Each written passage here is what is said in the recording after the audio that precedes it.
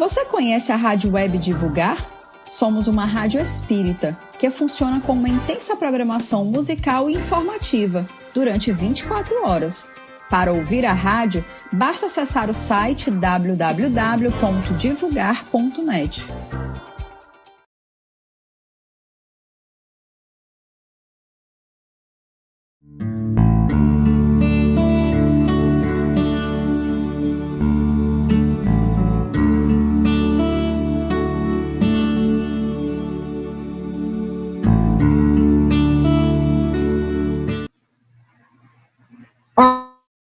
Amélia Andrade Dantas, eu sou presidente da Associação Médica Espírita do Estado de Sergipe e estou aqui para apresentar um tema que é a prevenção de doenças e espiritualidade. Neste momento, vamos nos concentrar, elevar os nossos corações a Deus, de preferência fechar um pouco os nossos olhos e olhar ao centro do nosso corpo, do nosso coração. Pedir a Jesus, governador desse planeta, que nos oriente, que coloque na nossa exposição as palavras adequadas, e que essas palavras, mesmo que tortas, consigam chegar a todos que nos ouvem da melhor forma possível. Assim, de antemão, agradecemos na certeza que o nosso Pai nos orienta, consola e dirige, que assim seja. Bem, nesse momento, nós vamos falar sobre a prevenção das doenças e espiritualidade.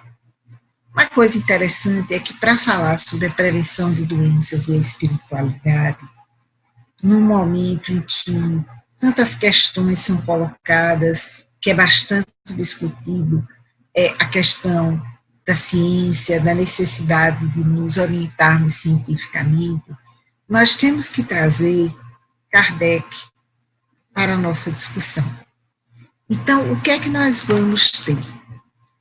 Kardec é a base para o entendimento. E uma das questões que Kardec coloca no Pentateuco e também na Revista Espírita é a importância de que nós precisamos acompanhar a ciência. Seja no Livro dos Espíritos, nos livros dos médios, no Evangelho, no Céu e no Inferno, na Gênese. Nós vamos encontrar vários momentos onde Kardec coloca da necessidade de chamarmos a atenção, de estudarmos e de também levarmos em consideração o que a ciência nos apresenta. No primeiro slide eu coloquei um microscópio e coloquei um telescópio. Por que telescópio e microscópio?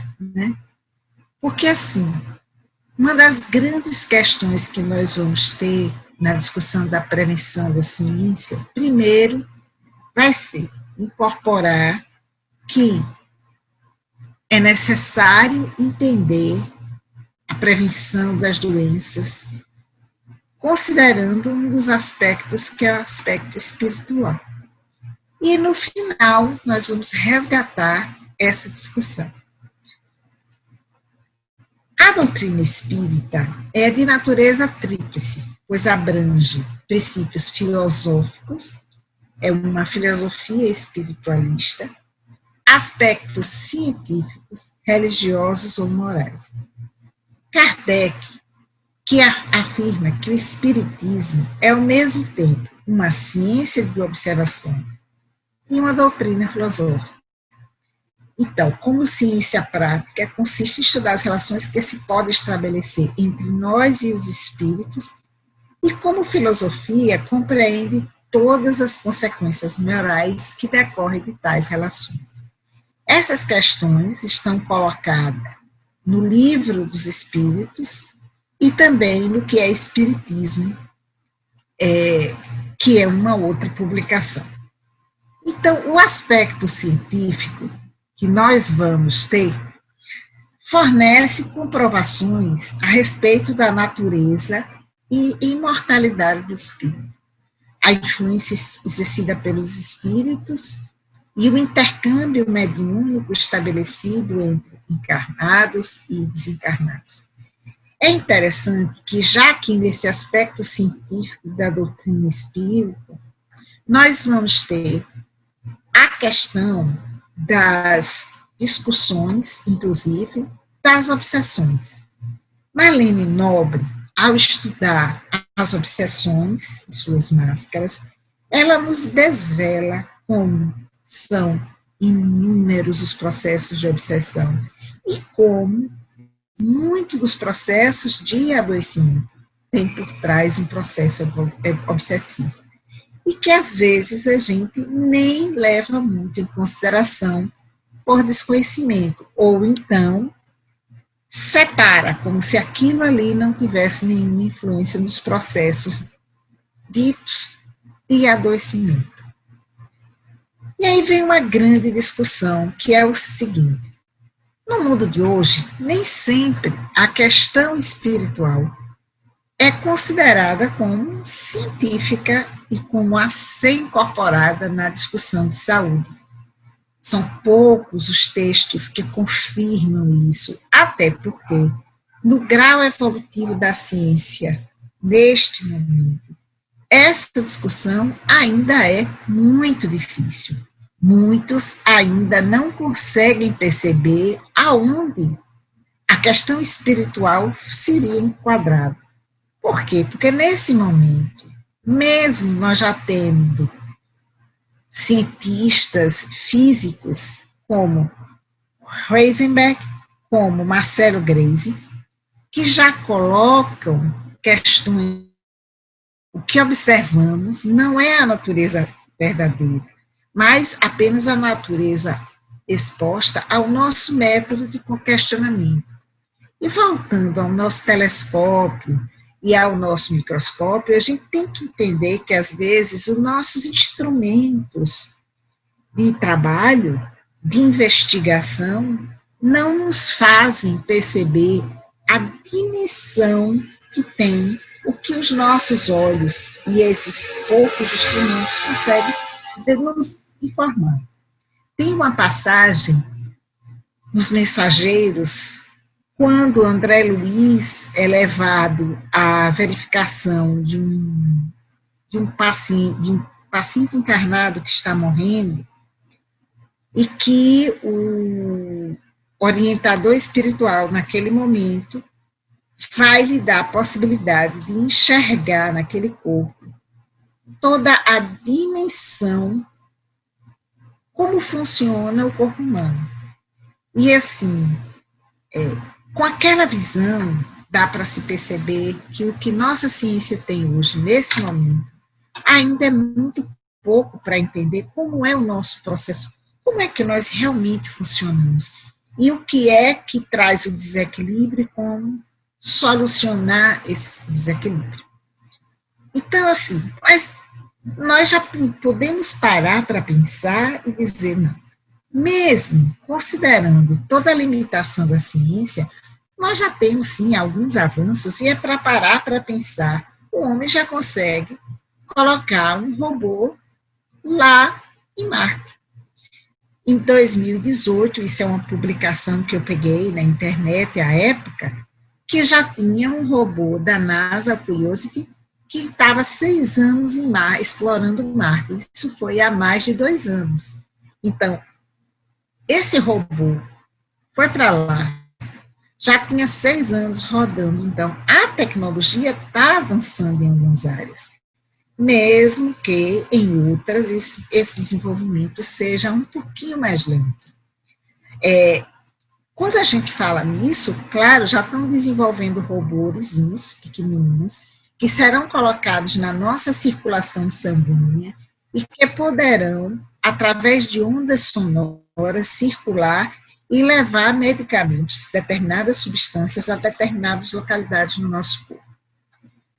Então, assim, isso é muito forte Isso é muito importante, e isso deixa claro que, assim, os cientistas também, como Albert Einstein, citado por Gleiser na Ilha do Conhecimento, que é um livro de 2014, que ele diz o seguinte: o que vejo na natureza é uma estrutura magnífica que podemos compreender apenas imperfeitamente e que nos inspira uma grande humildade. O que isso significa vindo de um cientista como esse? É que, assim, quando a gente fala de ciência, nós temos que ter muita clareza, muita parcimônia, que essa ciência é o que o nosso nível de desenvolvimento coletivo nos permite apreciar, descobrir, e como isso é um processo lento e gradual, persistente. E isso vai ter um impacto na área da saúde. É interessante que no Livro dos Espíritos, ao falar sobre a ciência e o espiritismo, ele já coloca o que nós temos nesse momento muito mais é uma oposição de corporações científicas que diversas vezes vão dificultar determinados avanços dentro da área científica. Por quê? Suas opiniões não poderiam representar em todas as circunstâncias um julgamento irrevogável, mas termina por assim fazer. Então, assim, o que é uma aprovação científica? É quando um grupo de cientistas concorda com uma determinada opinião.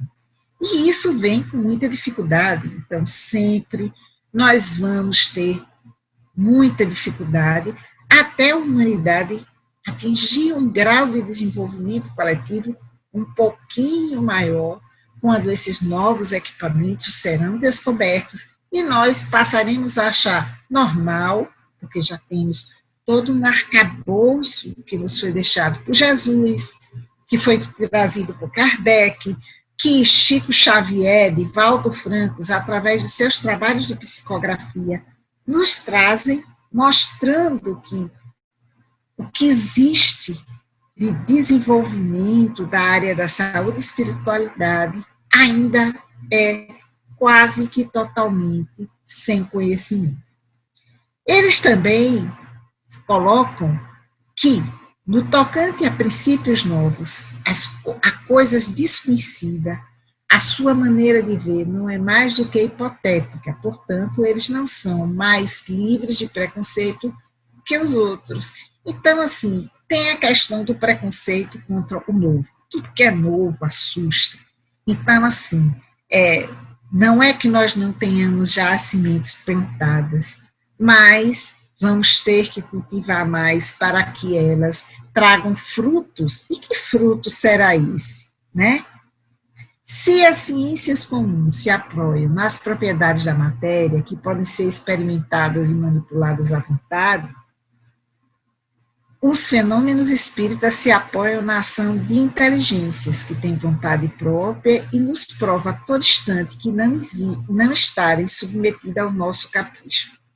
Então, as observações, portanto, não podem ser feitas da mesma maneira num e no outro caso, o que dificulta ainda mais, até mesmo, entre o entendimento dessas questões. No Evangelho segundo o Espiritismo, capítulo 1, item 8, a ciência e a religião são as duas alavancas da inteligência humana. Então, tanto a ciência quanto a religião são muito importantes. E a incompatibilidade que se acredita existir entre essas duas ordens de ideia provém de uma falha de observação e do excesso de exclusividade de uma e de outra. Isso resulta um conflito que originou a incredulidade e a individualidade. Mas uma questão já vem colocada nesses livros. A higiene pública é um elemento essencial para o bem-estar e a saúde. E quando a gente fala de higiene pública, nós vamos entender o quê? Sim, é aquela higiene. São as medidas de prevenção para que a gente não adoeça. E que a higiene pública que é essencial para esse bem-estar e a saúde, envolve uma grande quantidade de questões, que são as questões que nós precisamos trabalhar de uma forma contínua durante nossas vidas, para que, enfim, nós consigamos ter saúde. Se nós, é fácil construir esse bem-estar, ou seja, será que nós poderemos atingir uma perfeição com essa higiene pública? E o que é que incorpora essa higiene pública, esse bem-estar? Enfim, quando a gente fala de prevenir doença, ou seja, ter bem-estar e saúde, exatamente do que estamos falando? Será que apenas fazer dieta resolve? Será que apenas fazer atividade física resolve? Será que é possível atingir uma perfeição? E aí os escritos são claros, certamente que não. Mas o que já se fez dá a medida do que pode se fazer com perseverança, se o homem for sensato o suficiente para procurar sua felicidade nas coisas positivas e sérias. Trazendo já aqui um conceito que essa questão da felicidade, de ser positivo, de olhar para cima, é muito importante. E aí a gente entra numa discussão, enfim, o que é saúde? Que saúde é essa que nós estamos falando? Então, existe a maioria dos documentos que falam sobre a saúde e falam que é um estado de completo bem-estar físico, mental e social, e não consiste apenas na ausência de doença ou de enfermidade. E que gozar do melhor estado de saúde que é possível é atingir os direitos fundamentais de todo ser humano, sem distinção de raça, de religião, de credo político, de condições econômicas e sociais, e que a saúde é um direito de todos e é essencial para a paz e a segurança, e que depende de uma estreita relação entre os indivíduos e o Estado. E é interessante, porque ao discutir saúde, quando nós chegamos na questão da discussão da Organização Mundial de Saúde, quem é via de regra que estabelece esses conceitos, pelo menos para os países membros, que o Brasil é um deles, eles já colocam muito claramente essa importância. E assim, nos escritos da Organização Mundial de Saúde, no seu preâmbulo de uma reunião que teve, foi elaborado uma alteração na Constituição, aonde está escrito exatamente assim. Eu sempre deixo em inglês, porque eu sempre acho que as pessoas podem ir lá procurar e vão encontrar isso. Aonde eles modificam de saúde como estado de completo bem-estar físico, mental e social, e não meramente com ausência de doença ou enfermidade, porque eles alteraram para saúde é um estado dinâmico, de completo condição física, mental, espiritual e social, e não meramente a ausência de doença ou enfermidade. E é a partir desse ponto, nessa reunião, e assim, ou seja, não é assim algo estático, e o componente espiritual está incorporado. Então, assim, isso aí é muito importante. Eles conseguiram mostrar isso. No Brasil, existe um grupo em Campinas, coordenado pelo Dr. Rodrigo Toniol, que estuda as atas do espírito. Ele colocou assim o título do seu estudo, e ele vai procurar que, na Organização Mundial de Saúde, suas formas de instituir a espiritualidade. Isso, para mim, quando eu encontrei esse trabalho, foi muito gratificante, porque eu ficava falando, olha, existe, mas assim, essas publicações, elas revelam e elas orientam onde estão exatamente os locais aonde, para a Organização Mundial de Saúde, essas questões já estão incorporadas. Como eu falei anteriormente, elas já estão ali. Agora, a outra pergunta é: os cientistas da área da saúde, todos, já incorporaram esses novos conhecimentos? E a resposta é: ainda não. Por quê? É algo novo. É como, por exemplo, quando você fala da física quântica. Muitos falam da física quântica, mas poucos conseguem colocar esse conceito de física quântica nas suas explicações. Então, é um processo, a gente também não tem como, de um dia para uma noite, que as pessoas entendam. Esse processo é um processo lento. Então, o que é que eles acharam? Eles acharam a questão, por exemplo, que dentro do programa Saúde para Todos, do ano 2000, que é um programa que coloca muita ênfase na questão da prevenção dos motivos que levam ao adoecimento de muitas das doenças que nós já conhecemos. E, dentro disso, ele já reconhece que a dimensão espiritual tem um papel importante na motivação das pessoas em todos os aspectos da sua vida. Afirma que essa dimensão não somente estimula atitudes saudáveis, mas também deve ser considerado como um fator que define o que seja saúde. Convida todos os Estados-membros, como o Brasil, a incluírem essa dimensão em suas políticas nacionais de saúde, definindo-a conforme os padrões culturais, sociais, locais. Grifo nosso. Então, a partir dos anos 90, eles vão ter instrumentos de avaliação de espiritualidade, religiosidade, crenças pessoais para a qualidade de vida da Organização Mundial de Saúde. 30 instituições, desde 1990, contribuem para validar estatisticamente suas aplicações em diferentes regiões do mundo. E é interessante que teve uma reunião executiva da OMS que a demanda era pela inclusão da dimensão espiritual na definição de saúde da instituição havia sido aprovada já. E os comitês regionais já começavam a repercutir tal decisão, amplificando o uso da categoria em suas políticas locais.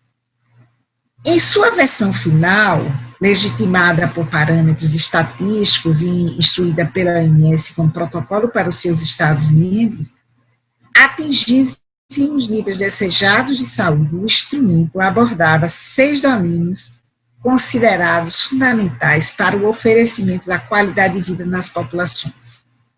1. A saúde física. 2. A saúde psicológica. 3. Nível de independência. 4. Relações sociais. 5. Ambiente. E 6. Espiritualidade, religião e crenças pessoais. Então, meus amigos, uma questão muito interessante é que, assim, mesmo que vocês entendam que ainda não é comum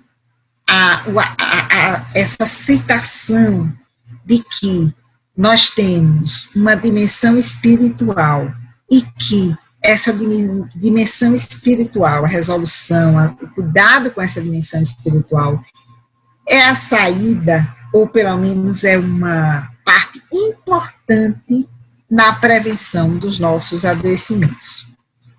Então, assim, a espiritualidade, quando tomada como índice de qualidade de vida, é convertida em uma constante universal, cuja variação pode ser traduzida como um fator empiricamente mensurável. Ela é instituída nesse documento da Organização Mundial de Saúde, em correlação com qualidade de vida, ou seja, a espiritualidade faz bem.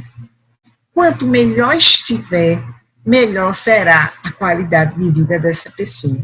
Então, desenvolver a nossa espiritualidade, tanto se nós formos espíritas como nós somos, ou mesmo as pessoas de outras religiões, desenvolver essa espiritualidade é uma chave fundamental para a prevenção de muitos dos nossos problemas de saúde. E aí é muito interessante, porque assim, então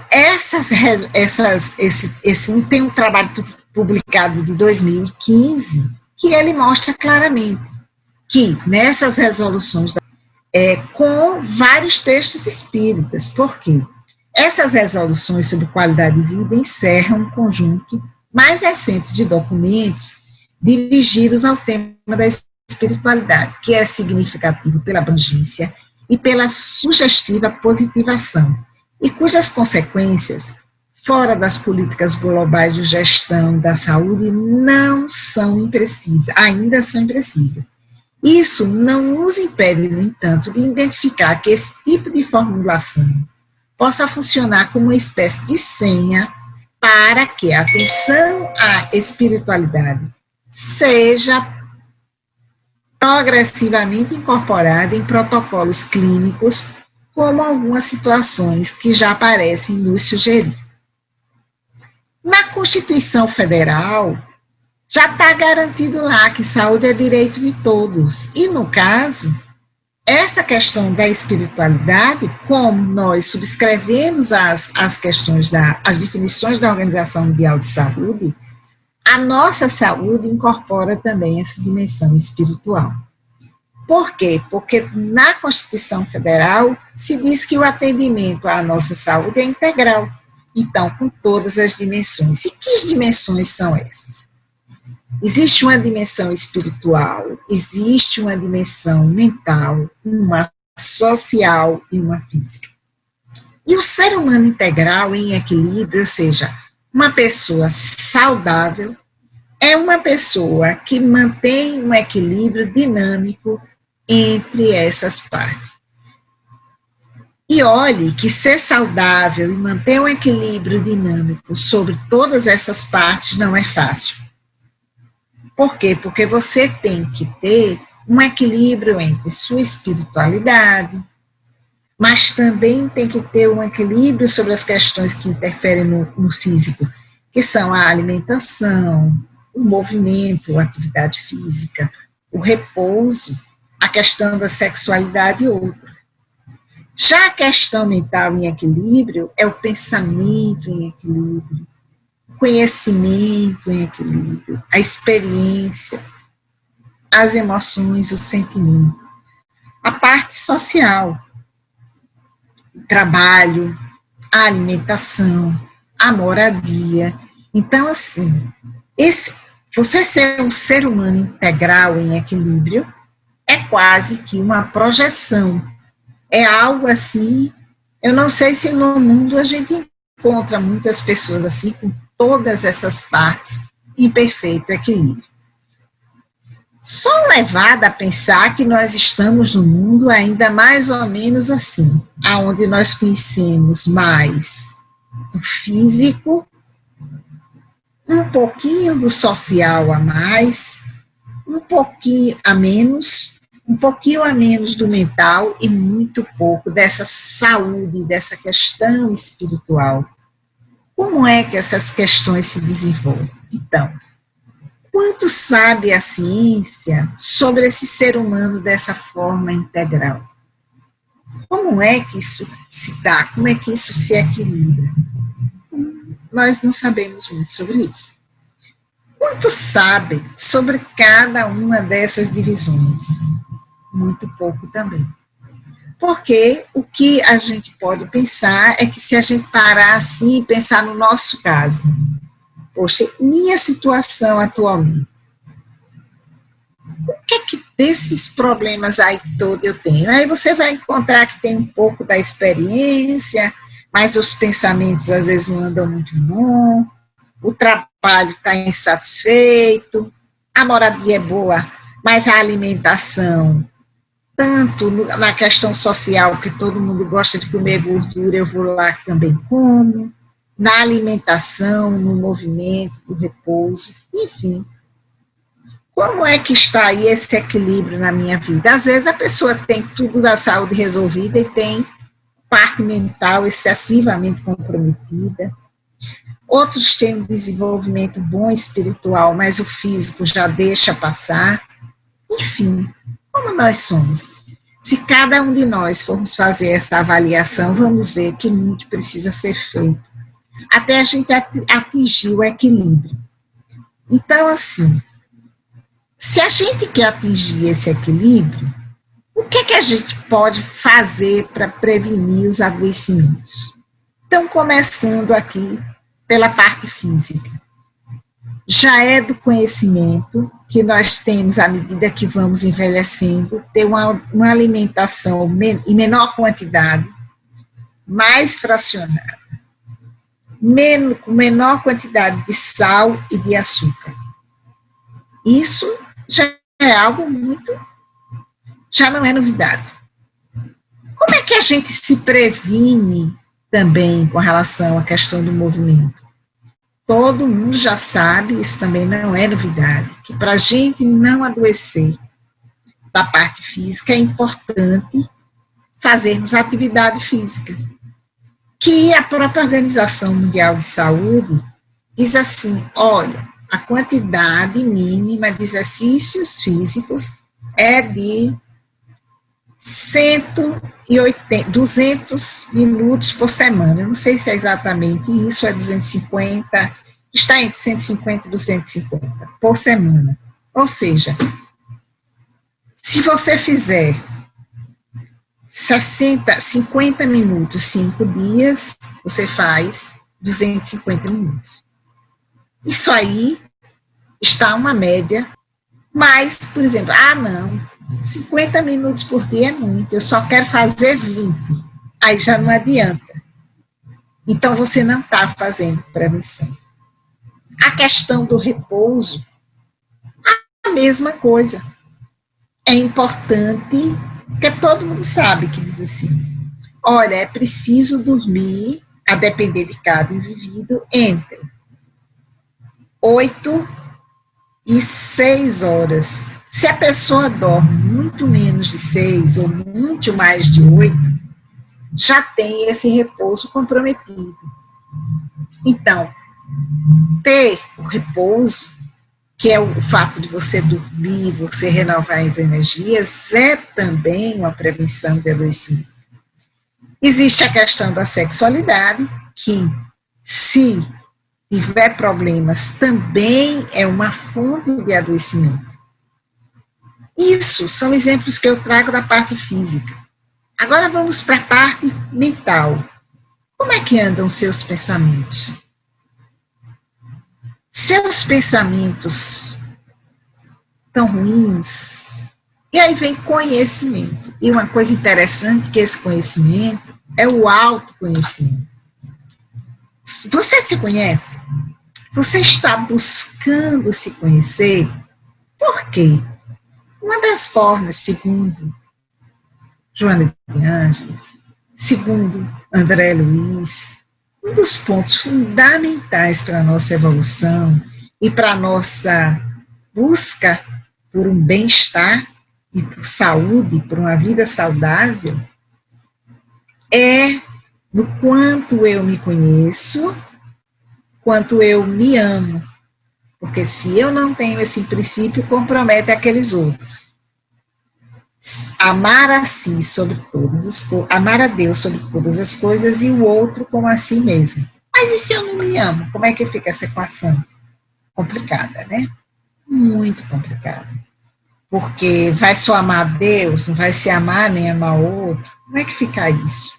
E muitas vezes esse conhecimento que está aí, a prevenção do adoecimento é você se desenvolver seu autoconhecimento, que pode ser feito de forma isolada, porque algumas pessoas têm a capacidade de sozinhas fazerem meditação, de ter desenvolver esse autoconhecimento, e consolidar uma série de virtudes e forma de ser que vem daí, dessa ampliação dessa consciência que vem daí.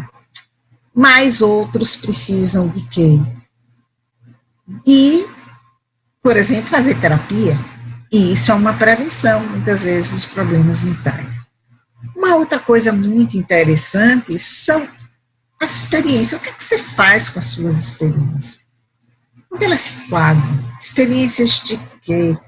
Essas experiências, o que te trazem? Então, essa saúde mental é isso, são os pensamentos, esse autoconhecimento, as suas experiências, em equilíbrio, emanando emoções e sentimentos equilibrados. Não que a parte social não tenha impacto, e o principal impacto vai ser como você vê seu trabalho, como você vê sua alimentação, como você vê sua moradia. Não estou dizendo que uma pessoa que trabalhe sob riscos, se não prevenir, vai adoecer. Então, por exemplo, estou trabalhando numa fábrica que tem poeira, preciso usar máscara, preciso fazer uma série de outras prevenções. Mas, às vezes, o adoecimento é gerado pelo próprio desequilíbrio da pessoa em não gostar daquele lugar e não entender porque mora ali. E aí entra o outro lado da questão da espiritualidade, que nós não sabemos, assim, ao certo, descrever numa frase como lidar com essa espiritualidade, como desenvolver essa nossa espiritualidade, qual a conexão dela entre com o pensamento, com a consciência. Então, são conceitos novos. O que nós sabemos? É que precisa ser trabalhada. E como fazer isso? Então, assim, aqui a gente traz uma discussão interessante, que é o seguinte: no processo saúde e doença, quer dizer, a gente tem, nem todo mundo tem esse padrão aqui, totalmente saudável. Até hoje eu não consegui encontrar, a não ser assim, criancinhas nos primeiros anos de vida, que são 100% saudáveis, não tem problema nenhum.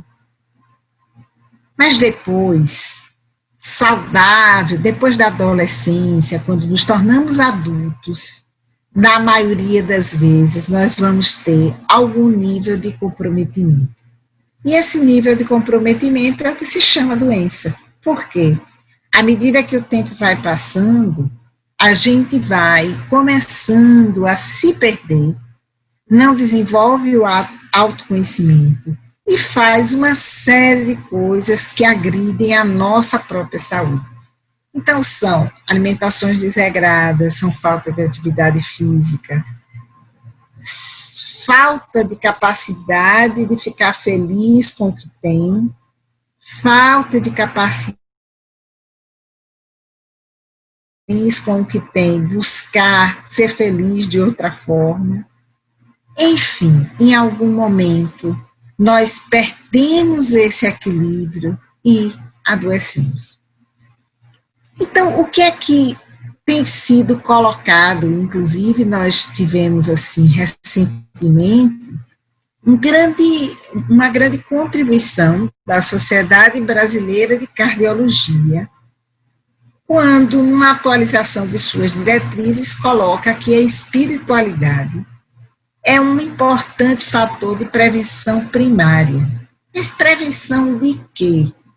Eles conseguiram comprovar que existem evidências científicas disponíveis que descrevem que níveis elevados de espiritualidade e religiosidade estão associados à menor prevalência de tabagismo, ou seja, as pessoas que vão desenvolvendo sua espiritualidade e sua religiosidade, elas fumam menos, elas têm menor consumo de álcool, elas são menos sedentárias, fazem mais atividade física, tem uma melhor adesão nutricional e farmacológica nas dislipidemias, na hipertensão arterial, na obesidade e no diabetes mellitus. Ou seja, as pessoas, ao desenvolverem essa espiritualidade e religiosidade, elas vão conseguir estar no estágio vibratório melhor, e nesse estágio vibratório melhor, elas possivelmente atraem para si estímulos aonde? Estímulos positivos. Então, se antes elas tinham um estímulo de fumar, agora o estímulo é não fumar. Se o estímulo vibratório era para consumir álcool, agora é um menor consumo de álcool. Fazer atividade física para cuidar do corpo, para estar mais saudável, para conseguir viver mais e melhor. Além disso, os que estão em processo de adoecimento, porque isso aqui é um protocolo da cardiologia. Então, o que foi que eles estudaram mais? Como é que os pacientes que vão para lá, que já estão começando a ficar doentes, como é que eles revertem esse processo? Então, eles aceitam mais a orientação do nutricionista e dos remédios que precisam tomar para, pelo menos, as dislipidemias, que é o colesterol alto, a hipertensão arterial, que é quando a pressão está muito elevada, a obesidade, que é quando a pessoa está muito gorda, e o diabetes mellitus, que faz a pessoa não conseguir quebrar a glicose, e aí ela tem as taxas de açúcar lá em cima, com consequências terríveis, né? Porque às vezes tem consequências desde problemas locais, como o problema de perder dedos, assim como a morte mesmo.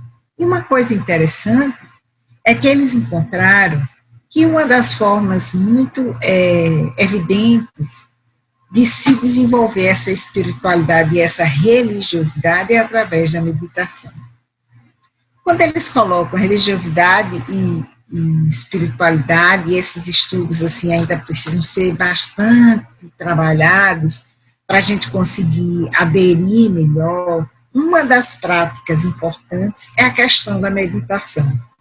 Mas a oração também é vista como uma prática muito importante, assim como deve ser, apesar que ainda não foi devidamente estudado, a questão da caridade. A caridade de dentro para fora, a caridade com você, com o irmão e com os outros, a caridade com quem está perto e a caridade com quem está distante, não somente uma dessas dimensões. Eles também viram que a prevenção secundária, ou seja, quando a pessoa já está no início do adoecimento, o que é que aparece que reverte essa situação? E aí foi a grande surpresa, porque são questões que estão muito, muito inerentes ao seu desenvolvimento espiritual, que é o perdão, porque assim é interessante que Jesus nos colocou, né, assim, o perdão como um elemento fundamental da nossa evolução. Porque se a gente quer ser perdoado por Deus, o que foi que Jesus falou? Primeiro perdoa para depois pedir perdão por seus pecados. Então isso é muito importante. Perdoar. A quem você deve perdoar? Cada um deve se perguntar, a quem que eu não perdoei hoje? Né? E aí tem aquela máxima de você, no final do dia, se perguntar, o que foi que eu fiz hoje com relação a perdão? Quem é que eu poderia ter perdoado hoje que eu não perdoei? Para que eu chegue, Pai, me perdoa por aquilo que eu fiz errado ou atravessado. A gratidão é algo importantíssimo nessa questão da construção desse desenvolvimento da espiritualidade, que foi encontrada as doenças cardiovasculares. Uma outra coisa importante que foi encontrado é o desenvolvimento da resiliência, que é aquela capacidade de você, mesmo numa situação que você está sendo repuxado, espremido, você ter aquela capacidade de, depois que a pressão passar, você retornar ao seu ponto de equilíbrio. Isso é resiliência. Porque na medida que as pressões do mundo são muitas, mas esse é a nossa escola. E a gente precisa realmente desenvolver, para nos prevenir dos adoecimentos, ter resiliência, para que quando a pressão passe, você volte ao seu estado normal. Resiliência é como, pense-se uma borracha. Você estica, aí ela volta ao normal. Quando ela perde a resiliência, é quando você estica, ela quebra.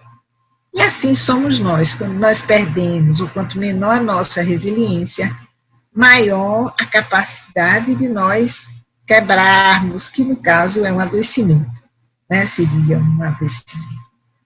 A outra questão é a capacidade de relaxamento e meditação, mesmo naqueles momentos mais difíceis que a gente passa, de você respirar fundo, de você se voltar para o seu interior, buscar essa força, essa fé e seguir adiante. Com a capacidade de se reenergizar, de se recuperar. Então, assim, essa prevenção primária, essa prevenção secundária, feita considerando a parte da espiritualidade, porque a gente poderia estar falando também, como eu falei rapidamente, das outras partes que precisa fazer prevenção, para a questão mental, para a questão física, para a questão social. Mas é muito importante nós pensarmos na questão da espiritualidade, porque essa questão da espiritualidade, ela vai depender quase que exclusivamente da nossa capacidade de entendimento que isso é importante. Porque na medida que nós não temos nem a percepção que isso é importante, nós vamos ter dificuldade de aceitar que essas questões, se eu desenvolvo, eu vou melhorar. Então, assim, o pessoal estudando verificou que pessoas que estavam doentes e que passaram por esse processo de perdão, elas melhoram muito de sua condição de saúde. Então, mostrando claramente que tem um impacto, que isso é preciso trabalhar, e que cada um, né, nós espíritas temos algumas grandes oportunidades, nós temos toda a obra de André Luiz, psicografada por Chico Xavier, a obra de Joana de Ângeles, psicografada por Divaldo Franco, nós temos Allan Kardec, que nos dá, estudando esse material, muitos insights e muitas inspirações de tudo que nós devemos fazer para a nossa evolução. E que, assim, na busca da nossa evolução, nós, sim, estamos fazendo a prevenção desses adoecimentos. Por quê? Esse ano a AME Sergipe estudou o livro de Décio Ciondoli, Da Alma ao Corpo Físico. Quando nós estamos estudando esse livro, nos deixa muito claro que, assim, para você realmente ser saudável, a busca é dessa evolução, é dessa luz interior, é desse autoconhecimento, é de ter como parâmetro a paz, a gratidão, o perdão, ou seja, você ser luz. Claro que não é fácil, mas é a nossa principal prevenção. Como é que nós podemos evoluir nesse sentido? A nossa evolução precisa ser por essa direção. Enfim, eu quero agradecer a AME Maranhão e dizer que a AME Sergipe se congratula e agradece de coração essa oportunidade e estaremos sempre à disposição. Por fim, eu quero agradecer também ao senhor Raimundo Souza, que nos ajuda nessa produção, e farei uma prece de encerramento para que nós possamos passar alguns segundos, né, tentando entender essas palavras e que elas fiquem no coração de vocês e que amanhã já comece com uma nova reflexão do que é que eu posso fazer para prevenir o meu adoecimento, mesmo no momento de pandemia, onde tudo pode ser pensado, não, eu estou com o vírus, mas assim, nós temos também uma capacidade de luta contra o vírus, né? Estão chegando aí as vacinas, mas talvez, se nós tivermos com o equilíbrio, o vírus terá um efeito muito menor no nosso organismo. Então, eu agradeço e agora nós vamos pedir a Jesus que nos abençoe nessa noite. E com a sua bondade infinita, nos faça, enquanto homens, com a dificuldade de entender o que é nosso corpo, de entender a nossa capacidade de proteção imunológica, de que nós consigamos cada vez mais entender a importância de nos desenvolvermos espiritualmente, porque aliado às outras formas de prevenção, esta poderá ser a forma mais eficaz. Que assim seja. Jesus que nos ilumine e nos guie. Muito obrigada.